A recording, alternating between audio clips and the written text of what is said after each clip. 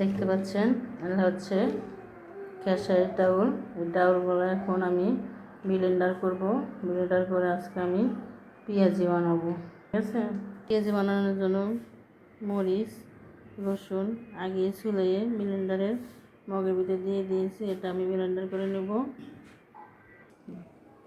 এই যে আমার পেঁয়াজের জন্য পেঁয়াজ মরিচ ব্লেন্ডার করা হয়ে গেছে। এখন পেঁয়াজের জন্য আমার মরিচ রসুন এগুলো ব্লেন্ডার করা হয়ে গেছে। এখন আমি যে ডাউলটা দিয়ে দিচ্ছি, এখন আমি ডাউলটা এটার ভিতরে করে নিব।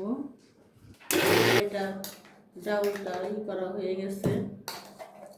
এখন আমি এটা তৈরি করে নিচ্ছি। এটার ভিতরে আমি এখন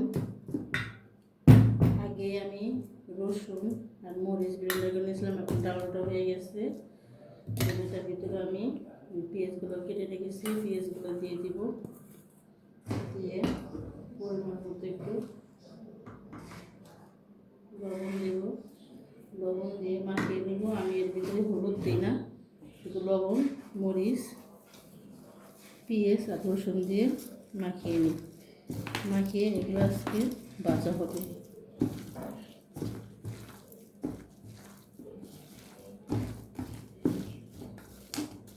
মাখানো হয়ে গেছে, ভাজার জন্য এটা এখন প্রস্তুত হয়ে গেছে। পেঁয়াজিগুলো ভাজতে শুরু করে দিয়েছি, মোটামুটি হয়ে আসছে। শেষের দিকে কয়েকটা উল্টে নিয়েছি, হবে হবে আর একটু হবে। পেঁয়াজগুলো ভাজা হয়ে গেছে, এখন আমি একটা একটা করে উঠাই নিচ্ছি।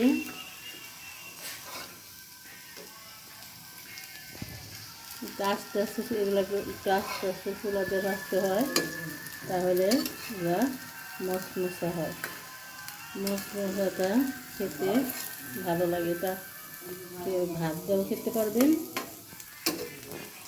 এমনিও খাওয়া যায়। কেউ কেউ আবার মুড়ি দেওয়া খায়। দেখেন আমার ভাজা হয়ে গেছে। কালারটা অনেক সুন্দর হয়েছে। এখন খাওয়ার জন্য প্রস্তুত হয়ে গেছে, অনেক সুন্দর। এখন আমার পেঁয়াজ ভাজাটা শেষ। আল্লাহ হাফেজ। খাইতে ইচ্ছা করলে আপনারা এসে খেতে পারেন।